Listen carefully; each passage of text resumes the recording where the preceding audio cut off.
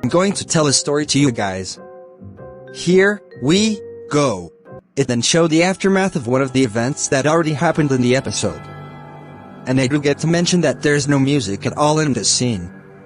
Firstly, it showed Ratter's headless, head exploded, corpse on the grass, all covered in blood. Secondly, it showed Poe's bloodied body still hanging on the noose that was on the same realistic proportion of the magic tree, with Lovey-Dovey's viciously mauled corpse on the grass barely far from the latter. Poe's corpse seemed to be twitching while hanged.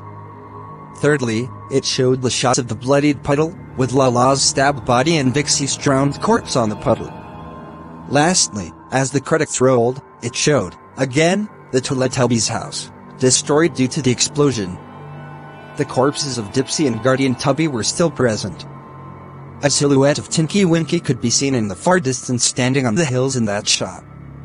It stayed on as the credits kept rolling, not even showing the so-called Moon Baby, who was entirely a new character at the beginning of this horrible episode. At that moment, fog came out of nowhere, overly covering the whole shot that stayed. As it did after the credits, Tinky Winky's daunting face pops up on screen, but he looked more different. His fur was a darker and dull purple, and he was covered in blood.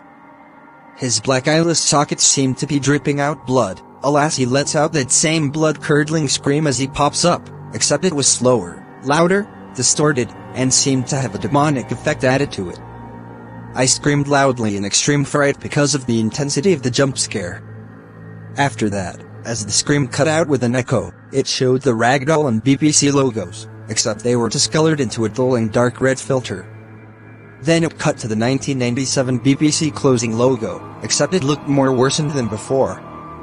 It was still solarized in more of a darker and dull red, and the audio was even a lot deeper and demonic with the same reverb effect over it.